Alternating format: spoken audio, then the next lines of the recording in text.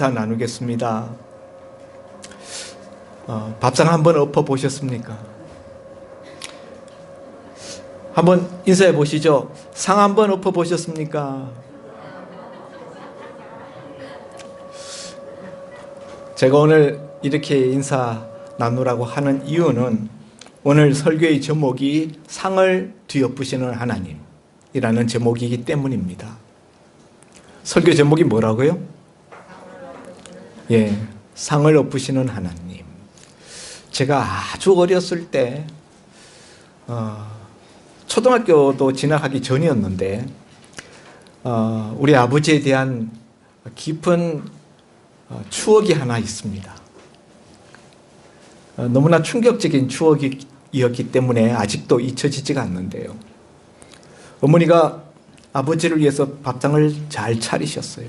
열심히 이것저것 반찬을 요리해가지고 상을 차리셨는데 아버지가 밥 식사를 조금 하시다 말고 어머니랑 이렇게 몇 마디 이렇게 하시다가 벌컥 하시더니 그냥 상을 그냥 다 뒤집어 엎어버리시는 거예요. 제가 그 옆에 있다가 얼마나 놀랐는지 무섭기도 하고요. 너무너무 충격적인 장면이라서 사실 기억나지 않을 법할 수도 있는 어린 시절의 경험인데도 불구하고 아직도 생생하게 그 장면이 기억에 남아 있습니다.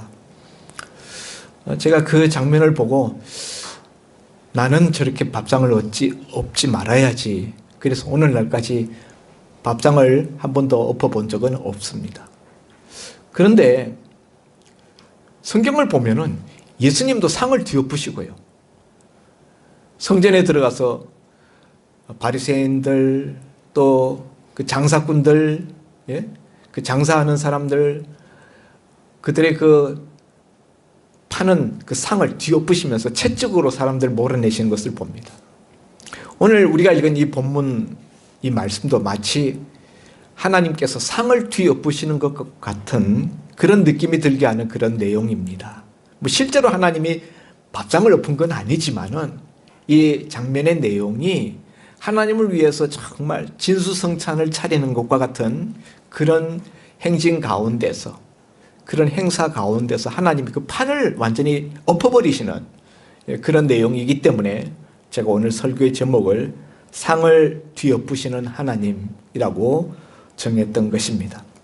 내용인즉슨 다윗이 유다 지파만의 왕으로 헤브론에서 7년 동안 부분적인 이스라엘의 왕이었습니다.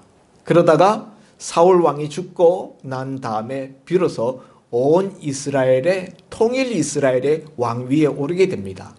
그때 다윗이 두 가지를 시도하게 되는데 첫째는 도읍을 옮기는 거예요. 여부수 사람의 성읍 여호수아 이래로 한 번도 정복해 보지 못했었던 여부수 사람들의 성읍 예루살렘을 정복하고 도읍, 수도를 헤브론에서부터 예루살렘으로 옮기는 거예요. 이게 첫 번째고, 두 번째는 도읍을 예루살렘으로 옮긴 다음에 그 예루살렘으로 하나님의 언약궤를 옮겨오는 거예요. 이것이 오늘 우리가 읽은 본문의 내용입니다. 그런데 이 하나님의 언약궤는 그동안에 어디에 모셔졌는가 하면은 유다 지파의 땅 기럇 여아림이라는 곳에 거기에 7, 80년 동안 그 한 곳에 하나님의 언약궤가 거기에 모셔져 있었습니다. 3절 말씀을 보면은 다윗이 하나님의 언약궤를 모셔오고자 기획하면서 이런 이야기를 합니다. 우리가 우리 하나님의 궤를 우리에게로 옮겨오자 사울 때에는 우리가 궤 앞에서 묻지 아니하였느니라 하매, 사울 왕 때는 이스라엘 백성들이 하나님 앞에 아무것도 묻지 아니하였다. 이런 말씀을 다윗이 하고 있어요. 실제로 다윗의 일대기를 우리가 읽어보면은 다윗은 한 번도 하나님의 언약궤를 찾아가서 뭘 물어본 적이 없어요. 그러니까 사울의 재위 약 40년 동안 하나님의 언약궤는 기럇 여아림이라는 곳에 방치되어 있었고, 그 전에 선지자 사무엘 때에 한 20년 동안, 그리고 다윗이 왕위에 올라서 헤브론에 있는 7년 반 지나서 예루살렘으로 도읍을 옮긴 한 2년여 동안 시간 지난 다음, 그러니까 다윗이 왕위에 오른 다음에 유다 지파의 왕 7년 반, 또 통일 이스라엘의 왕 한 2년 남짓 해서 10년, 그렇게 하면은 한 7, 80년 세월이 돼요. 하나님의 언약궤가 기럇 여아림이라는 곳에 모셔진 지 7, 80년 세월 동안 하나님의 언약궤를 사람들이 찾지 아니하였다. 그건 뭘 의미할까요? 하나님의 언약궤에 대해서 관심이 없었다라는 의미지요.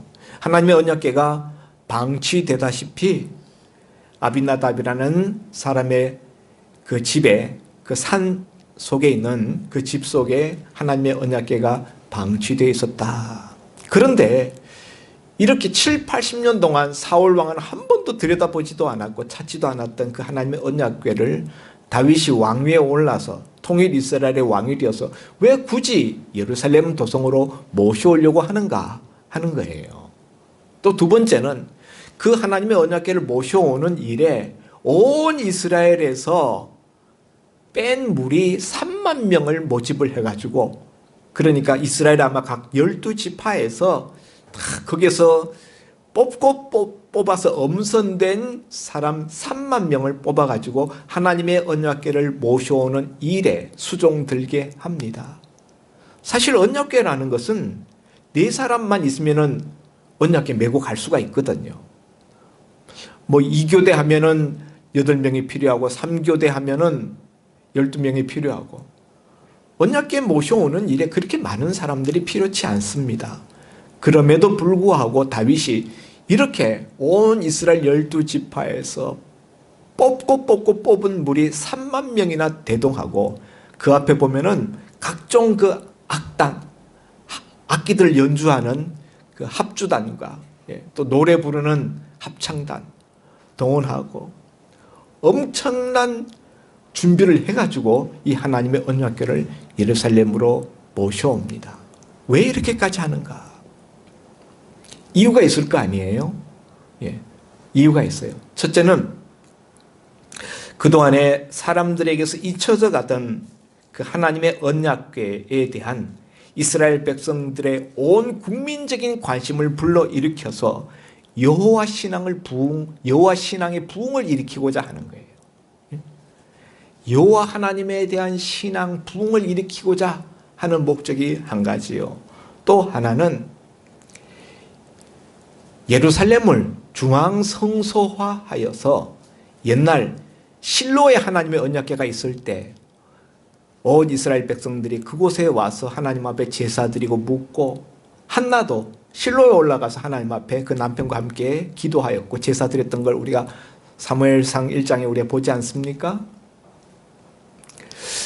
그 실로가 블레셋의 침공으로 완전히 다 그냥 묵사발이 나고 완전히 폐허화되다시피 했어요. 그래서 그 실로의 그 성소를 이제 예루살렘으로 옮겨서 실로에서 대가 끊어졌던 그 중앙성소, 그것을 예루살렘을 중앙성소화하여서 온 이스라엘 백성들은 어디에 있든지 간에 하나님 앞에 제사 드릴 때 예루살렘에 있는 중앙성소에 나와서 하나님 앞에 제사 드리도록 하므로 이스라엘 12지파의 유대감을 강화하고 그것으로 통일 이스라엘의 결속을 다지려고 하는 그런 목적이 있었다 하는 거예요. 여러분, 이걸 우리가 생각할 때 북이스라엘, 나중에 솔로몬 아들 르호보암 때 남북으로 이스라엘 나라가 나뉘게 되는데, 그때 북이스라엘 나라의 초대 왕이었던 여로보암 왕의 3대 정책이 있습니다. 예루살렘 중앙성소를 그들이 빼앗지 못했기 때문에 단과 베델에 그들 나름대로 제단, 예배초소를 만들어 놓고 거기에 하나님의 언약궤가 없으니까 거기에 금송아지 우상을 만들어 놓고 절기를, 날짜를 바꾸어 가지고 제사장이 아닌 사람들도 제사장이 되어서 제사 드릴 수 있게끔 인간 편의주의적인 그런 여로보암이 베푼 3대 정책이 있어요.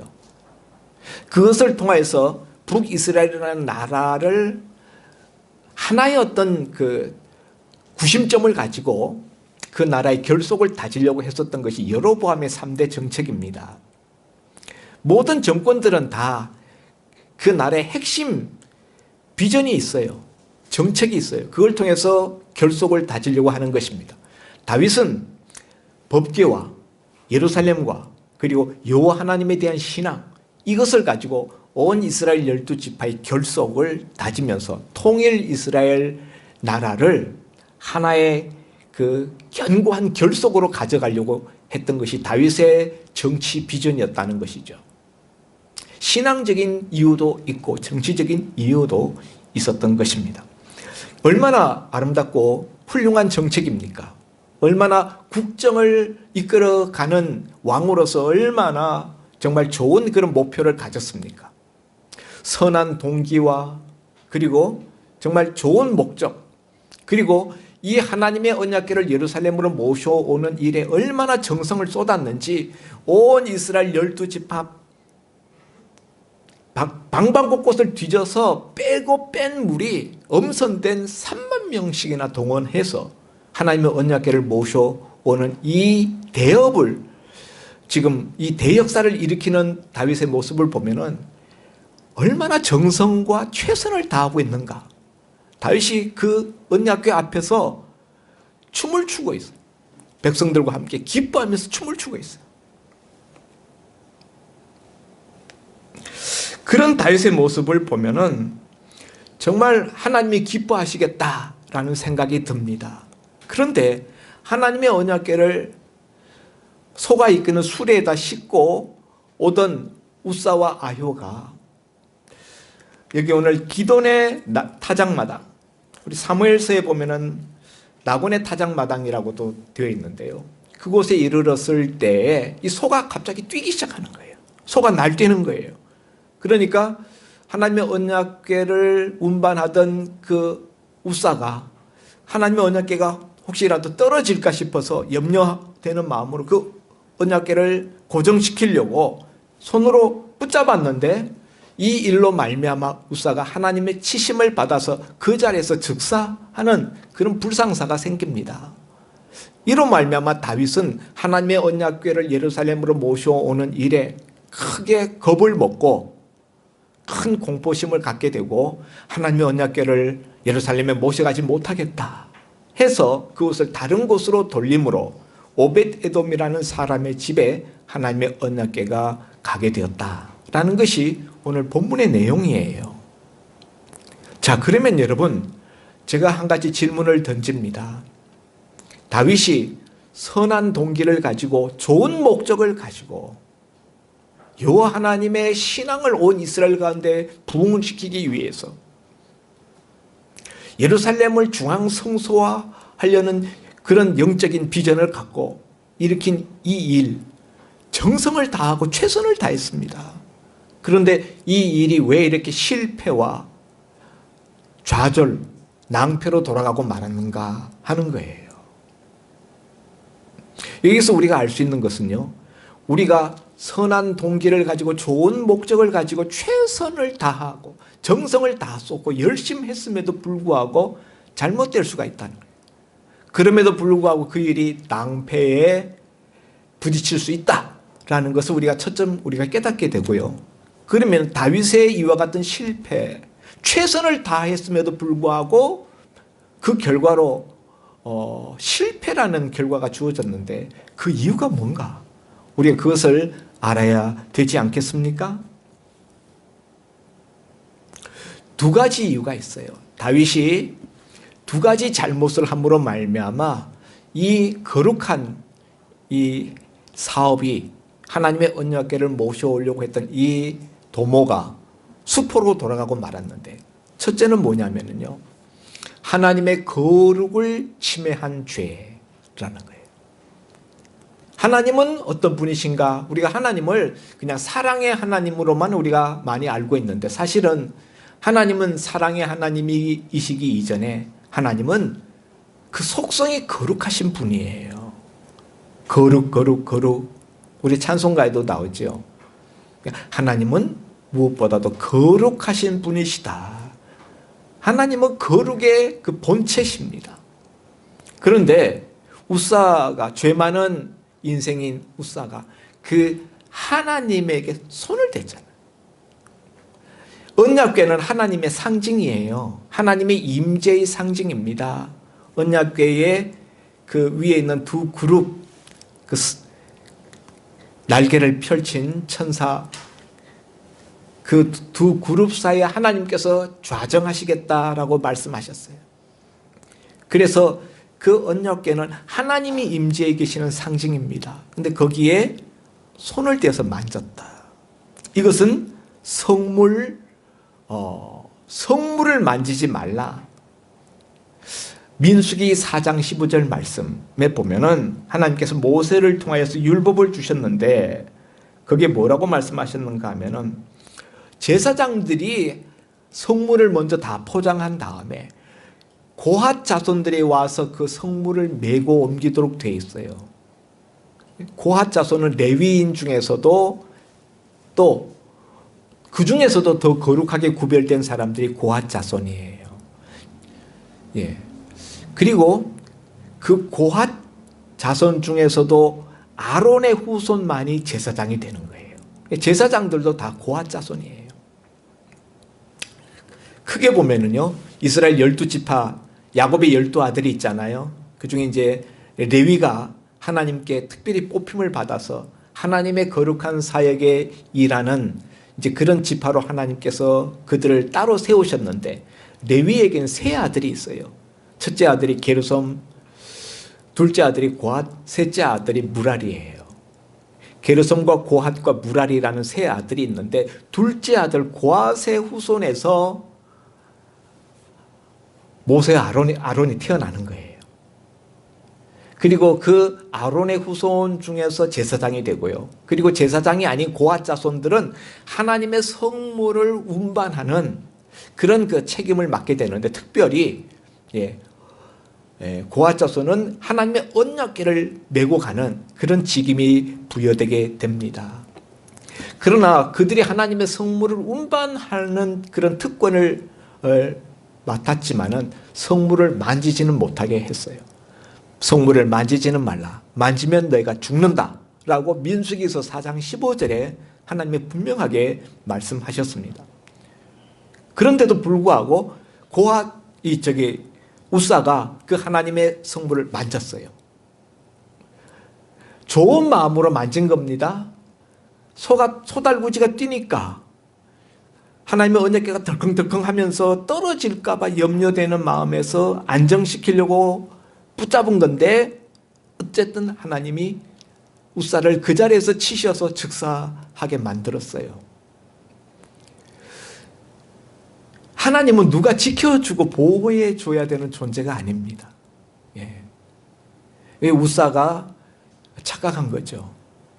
성물을 만지지 말라라는 말씀을 전혀 기억하지 못한 거예요. 두 번째, 하나님이 최선을 다한 이 일에 실패라는 결과를 안겨준 것은 그들이 이와 같은 율법에 분명히 명시되어 있는, 여러 곳에 명시되어 있어요. 성물 만지지 말라라고요. 심지어 옛날에는 하나님의 언약궤가 블레셋 사람들의 진영에 빼앗겨서 그곳에 갔다가 하나님이 블레셋 사람들을 치고 스스로 이스라엘 땅으로 돌아오실 때 벳세메스라는 이스라엘 마을에 처음 당도하게 되는데, 벳세메스 사람들이 그 하나님의 언약궤를 들여다만 봤는데 70명이나 죽었어요. 들여다본 걸로, 구경한, 하나님의 그 거룩한 궤를 들여다봤다. 그것만으로도 하나님의 거룩을 침해한 것이 되어서 죽었는데, 이 만진 거는 더더욱이나 더 큰 죄죠. 이와 같이 하나님의 거룩을 침해한 죄가 첫째요. 두 번째 죄는 하나님의 거듭거듭 경고한 율법의 말씀을 그들이 거스렸다는 거예요. 말씀에 대한 불순종이죠. 말씀에 대한 불순종은 웃사에게만 적용되는 것만이 아니라 다윗에게도 적용되는 것이기도 합니다. 왜냐하면 하나님의 언약궤를 어떻게 운반해야 되는가? 이 고앗 자손들이 어깨에 매서 운반해야 되는데 오늘 본문에 보면은 새 수레에다가 운반했다. 7절 말씀에 하나님의 궤를 새 수레에 싣고 짐짝처럼 하나님의 언약궤를 수레 소달구지에다 실었다는 거예요. 이것부터가 잘못된 거죠. 하나님의 언약궤는 사람, 거룩한 사람, 고앗 자손, 레위인 중에서도 더 거룩한 고앗 자손들이 자신들을 거룩하게 하고 난 다음에 어깨에 친히 모셔야 되는 그런 하나님의 존재인데 그 하나님의 임재를 마치 짐짝처럼 소달구지에 실었다. 이것부터가 잘못된 거예요. 그래서 하나님의 말씀에 대한 거역과 불순종이라는 이 두 번째 그들의 잘못으로 인하여서 이 엄청난 이 행렬이 또 이 엄청난 과업이 중단되고 말았다. 하나님이 중단시킨 거예요.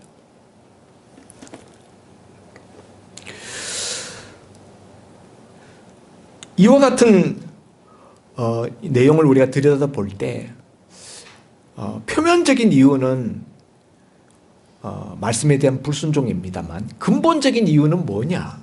근본적인 이유는 하나님의 말씀에 대한 무지함이에요.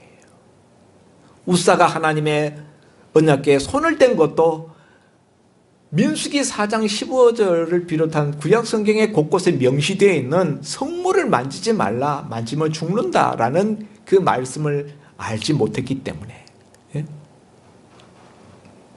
또 소달구지에다가 하나님의 언약궤를 실은 것도 구약 성경에 민수기 4장 15절을 비롯하여 나머지 여러 곳에서 거듭되도록 주님께서 말씀해 주셨던 언약궤는 고앗 자손들의 어깨에 메고 운반하라라는 그 말씀을 그들이 알지 못하였기 때문에 소달구지에 실었다는 거예요.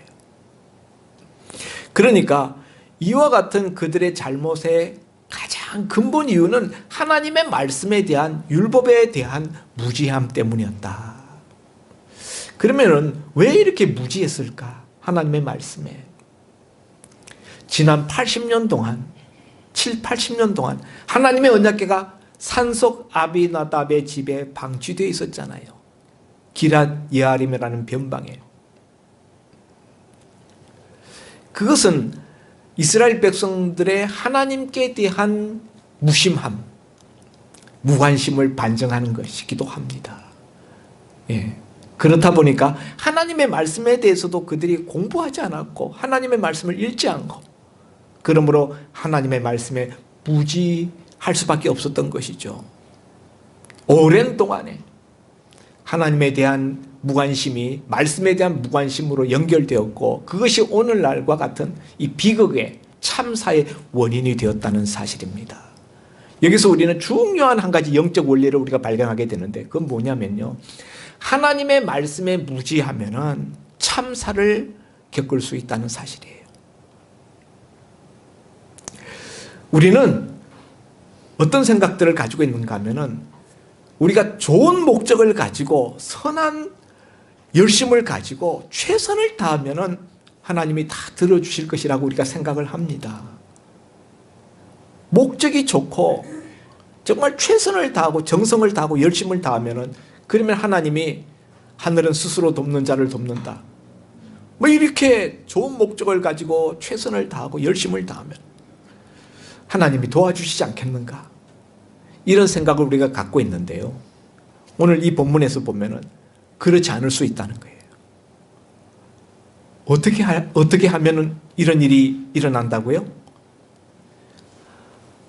하나님의 방법대로 하지 않고 지금 이제 소달구지에 실었다는 것은 이거는 이전에 하나님의 언약궤를 블레셋 사람들한테 빼앗겼다가 블레셋 사람들이 하나님의 언약궤로 인하여서 언약궤가 가는 곳곳마다 블레셋 마을들이 전염병으로 초토화되는 것을 보고 하나님의 언약궤 우리가 감당을 못하겠다. 감당이 불감당이니 돌려보내자 해서 이스라엘 땅으로 하나님의 언약궤를 돌려보낼 때 그들이 블레셋 사람들이 취한 방식이 소달구지에다가 새 수레를 얹어서 거기다 하나님의 언약궤를 실어서 보낸 거예요. 이스라엘 사람들이 그때 본 게 있어요. 블레셋 사람들이 소달구지에다가 언약궤를 새 수레에다 실어서 보냈더라. 지금 그것만 생각하고 있는 거예요. 그런데 여러분, 하나님께서 블레셋 사람들이 소달구지에다 언약궤를 실어서 보냈을 때는 그들을 치지 않았습니다. 왜냐하면 하나님은 그들에게는 율법의 말씀을 준 적이 없기 때문이에요. 그들은 하나님의 율법을 배워본 적도 없고 들은 적도 없고 받은 적도 없어요. 그러나 이스라엘 백성들은 모세를 통하여 하나님께서 이미 율법의 말씀을 여러 차례 주셨고 그들이 알아야만 되었습니다. 그런데도 불구하고 그들이 몰랐기 때문에 하나님이 소달구지에 실은 그 행위 자체에 대하여서 하나님이 불만하시고 그것에 대해서 하나님이 진노하시고 소를 뛰게 하신 거예요. 여기 기돈의 타작마당에 이르렀을 때 소가 뛴 것은 소가 난동을 일으킨 거예요. 그건 자연적인 게 아닙니다. 그냥 그 넓은 타작마당에 오니까 소가 신나가지고 막 뛴 걸로 우리가 생각하는데 그게 아니고 하나님이 불편하셔서 소달구지의 집착처럼 실려가는 그 하나님이 불편하시고 하나님이 화가 나셔서 소를 뛰게 만드신 거예요. 소를 흔들어 버리신 거예요. 그리고 하나님이 흔드시는 것을 웃사가 그걸 흔들리지 못하게 잡으려고 하다가 하나님의 손에 맞은 거예요. 그래서 여러분, 우리가 여기서 깨닫는 것은 하나님의 일을 우리가 좋은 목적을 위해서 하나님의 일을 하고 우리가 정성껏 최선을 다함에도 불구하고 하나님이 원하시는 방식으로 하지 아니하면, 하나님의 방법대로 하지 아니하면, 하나님의 말씀대로 하지 아니하면, 하나님의 뜻대로 하지 아니하면 오히려 책망받고 벌 받을 수 있다는 사실이에요. 여러분, 우리는 예배를 드리기만 하면 다 된다고 생각해요. 그러나 여러분, 예배를 드리는 것보다 어쩌면 더 중요한 것은 그 예배를 하나님이 받아주시는 거예요. 하나님이 받으시는 예배를 드리는 것이 중요하지 예배 드린다는 행위 그 자체가 중요한 것은 아니다. 하나님의 일을 한다는 것 의미가 있습니다마는 하나님이 기뻐하시는 하나님의 일을 해야지 하나님의 일을 한다고 했는데 하나님이 전혀 기뻐하지 않으면 그건 허사가 되는 거예요. 여러분, 우리가 교회 일을 하다가 때로 내가 최선을 다하고 정말 하나님을 위한 선한 목적을 가지고 일을 했는데도 불구하고 나중에 하나님께로부터 책망받는 것과 같은 느낌, 하나님께서 마치 벌을 주시는 것과 같은 그런 결과를 우리가 맞이할 때가 있습니다. 그럴 때 우리는 어떤 생각이 듭니까? 첫째는 굉장히 억울한 생각이 들어요. 아니, 내가 하나님 위해서 얼마나 내가 정말 열심을 다하고 정성을 다하고 내가 교회를 위해서 내가 정말 좋은 목적을 가지고 내가 돕느라고 내가 최선을 다했는데 오늘 나한테 돌아오는 결과가 이런 결과라니 너무 좌절스럽고 너무 실망스럽고 너무 상처가 되고 그런 일을 우리가 교회 생활하면서 우리가 겪지 않습니까? 그럴 때 여러분, 우리는 하나님이 문제가 있다고 생각하기 쉬운데 사실은 하나님의 문제인 것이 아니라 우리한테, 나한테 문제가 있다는 것을 우리가 깨닫고 자신을 돌아봐야 되는 거예요. 나한테 어떤 문제가 있을까요? 내 방법, 내가 하나님의 일을 하는 그 방식, 그것이 하나님이 과연 기뻐하시는 방식인가? 하나님의 말씀대로 하고 있는가? 아니면은 내 주관대로, 내 생각대로, 내 뜻대로, 내 욕심대로 하고 있지는 아니한가? 그걸 우리가 돌아봐야 한다는 거예요. 우리는 흔히 목표가 좋으면은 방법은 별 문제가 안 된다라고 생각해요. 그러나 여러분, 오늘 우리가 이 본문에서 깨달을 수 있는 영적 원리는 목표가 좋으면 방법도 좋아야 된다는 거예요.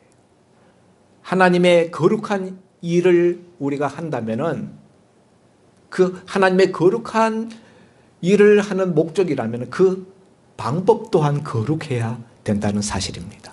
아멘입니까? 요즘 최근에 매스컴에 문제가 됐던 서울의 모 교회 이야기입니다. 그 교회에서 청년들을 훈련을 시킨다 하면서 이른바 철로역정, 주일학교에서 우리가 철로역정, 중고등부 수양에 가서 철로역정과 같은 그런 훈련 코스를 만들고 그 청년들이 그곳에 가서 이제 과정마다 훈련을 받는데 어떤 과정에서는 자기 대변을 먹게 했다. 또 매를 맞게 했다. 또 그 목사님이 자기를 교주화 했다. 이런 식으로 매스컴에 보도가 되어서 지금 검찰에서 그 교회에 들어가서 서류들을 전부 압수해서 조사하고 있는 걸로 알고 있습니다. 그런데 그 담임 목사님은 제가 잘 아는 목사님이에요. 저와 같은 동기이고요. 제가 전에도 한 10년 전에도 제가 서울에 그 강남에 있는 기독 서점에 갔다가 그 목사님을 만났어요. 우리 친구 목사님 통해서 그 친구가 목회를 잘하고 있다는 이야기를 들었어요. 어떻게 그렇게 목회를 잘하는지 모르겠다고. 건국대학교 그 후문인가요? 그 앞에다가 지하에 개척교회를 세웠습니다. 개척교회를 대학교 앞에 세우고 지금 한 2,000명 되는 교회로 성장시켰어요. 제가 만나봤던 그 목사님은 복음에 대한 열정이 대단히 뜨거웠고요. 특별히 청년들에 대한 아주 헌신된 마음을 가지고 있었고 기독교 TV에 나와서 자기 목회하는 것에 대해서 말씀하는 것도 제가 들었습니다. 제가 너무 이상해가지고 그 목사님에 대한 글을 인터넷 들어가서 찾아보니까 그 목사님이 어떤 그 신문사에다가 자기 입장을 소견을 해명한 내용을 보니까 똥을 먹인 적이 없다. 자기를 교주화시킨 적이 없다. 거기 이제 혐의점으로 매스컴에서 이야기하는 대부분이 사실이 아니다라고 이야기하고 있더라고요. 물론 이제 더 조사해서 확실한 것을 우리가 봐야 알겠지만은 저는 그 목사님 말씀을 믿습니다. 제가 한 10년 전에 기독서점에서 그 목사님 만났을 때 그 목사님이 자기 목회하는 이야기를 하셨어요. 그 당시에 벌써 이미 1,000명이 넘었던 것 같은데요. 저한테 철로역정 코스를 교인들한테 훈련을 시켜보라는 이야기를 했어요.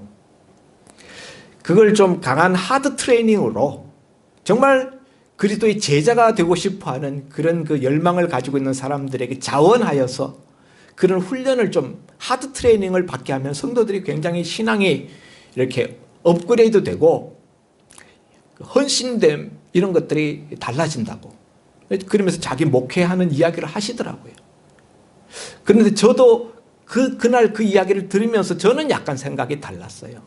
목사님, 나는 교인들을 훈련시키는 것이 먼저가 아니고 저는 목회라는 것은 교인들을 영적으로 감화시키는 것이 먼저라고 생각합니다.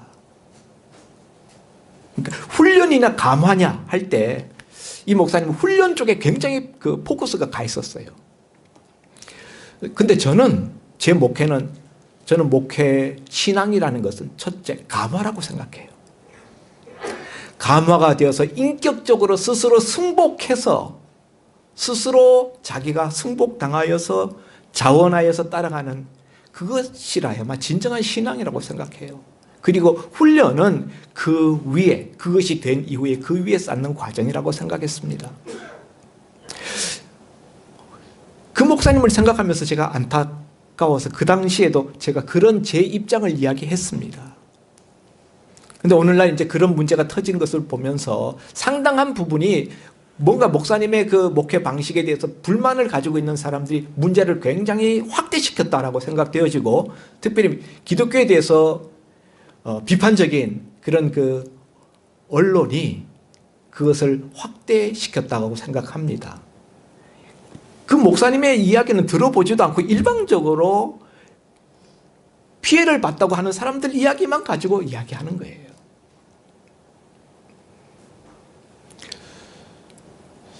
그러나 어쨌든 교인 중에서 그런 문제 제기를 일부에서 한다는 것은 목사님의 어떤 그 방법상의 어떤 부분에 있어서 문제가 있었음을 느낄 수가 있습니다.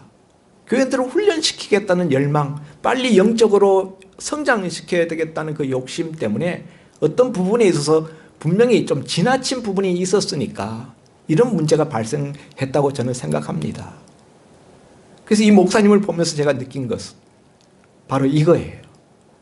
목적이 좋아도 그 방법이 좋지 못하면은 결국 하나님 앞에 책망받고 매맞고 벌받는다.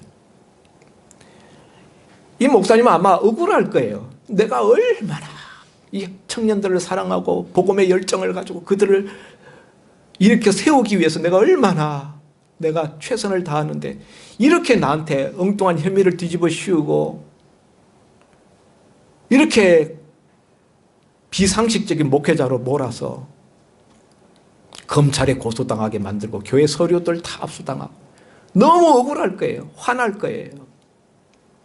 오늘 다윗이 정성으로 준비했던 이 행렬이 하나님이 우사를 쳐서 우사가 그 자리에서 즉사할 때 다윗이 분노했다. 하나님 앞에 분노했어요. 내가 이렇게 좋은 목적 가지고 이렇게 최선을 다하는데 하나님 이렇게 하실 수 있습니까? 하나님 너무 억울합니다. 왜 이렇게 하십니까? 다윗도 몰랐던 거예요. 목적이 좋아도 방법이 좋지 아니하면, 목적이 거룩해도 방법이 거룩하지 아니하면 하나님이 받지 아니하신다는 사실이에요. 여러분, 교회에서 문제를 일으키는 사람들은 대부분 어떤 사람들인가 하면은 하나님 일에, 교회 일에 열심히 있는 사람들입니다. 열심히 없는 사람들은 교회에서 아무 문제를 일으키지 않아요.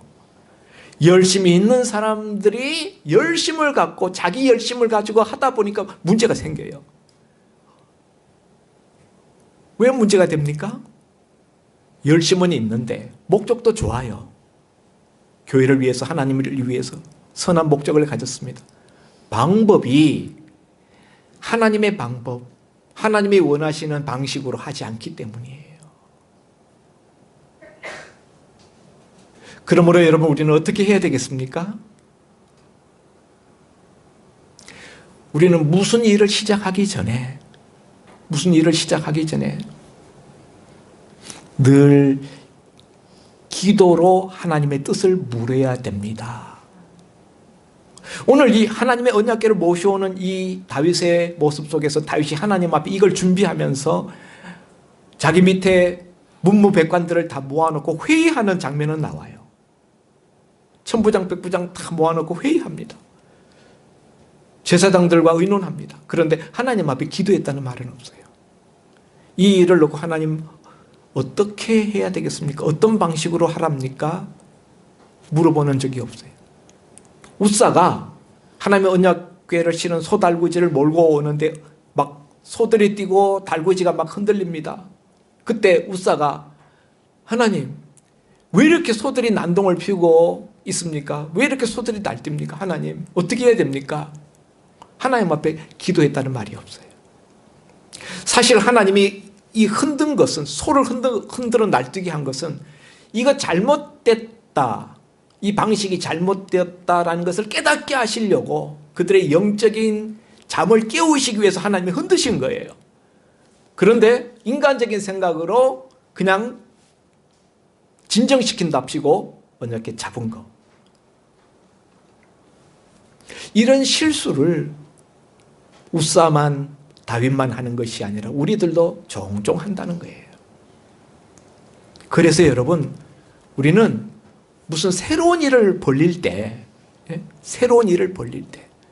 또 하나님을 위해서 뭔가 내가 뜻깊은 일을 하려고 시도할 때 먼저 하나님 앞에 기도로 물어봐야 돼요. 하나님, 이거 하나님 기뻐하시는 일이라고 분명히 믿습니다. 그런데 하나님, 제가 어떤 방식으로 해야 될까요? 그렇게 묻지 않고 자기 생각, 자기 주관, 세상적인 블레셋 방식, 세상 방식이에요. 수레에다가 언약궤 싣는 거 합리적입니다. 인간적이고 합리적인 방식만을 선택하다 보면은 하나님의 뜻과 어긋날 수 있어요. 하나님의 방식이 아닐 수 있습니다. 그래서 우리는 흔들릴 때 뭔가 좋은 일이 잘 진행되어야 하는데 어긋나지고 흔들리고 그럴 때 억지로 그것을 밀고 나가려고 하지 말고 스톱하고, 하나님, 무슨 일입니까? 무슨 뜻입니까? 뭐가 잘못됐습니까? 하나님 앞에 물어보고 가시는 저와 여러분이 될 수 있기를 주의 이름으로 축원드립니다. 기도합니다. 하나님 아버지, 오늘 최선을 다하였고 좋은 목표를 가졌음에도 불구하고 그 결과는 실패를 당하고 말았던 다윗의 하나님의 언약궤 이송 작업을 우리가 보면서 하나님의 일을 하는 것보다 더 중요한 것은 하나님이 기뻐하시는 방식으로 하는 것이며, 예배를 드린다는 것보다 더 중요한 것은 하나님이 예배를 받으시는, 예배를 드리는 것이라는 것을 우리가 이 시간에 생각했습니다.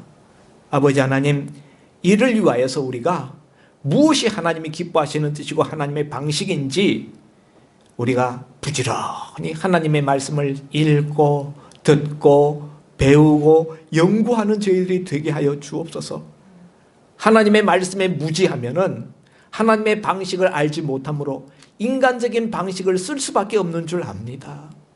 아버지 하나님, 우리가 이와 같이 인간적인 방식을 따라가다가 단지 합리적이라는 이유 때문에 그 방식을 선택했다가 하나님께 오히려 책망받는, 벌받는 그런 다윗과 같은 모습이 되지 않도록 오늘 분명히 깨닫게 하시고, 날마다 하나님의 말씀을 기준 삼아서 우리 인생의 걸음을 걸어갈 수 있는 저희들 되게 하여 주옵소서.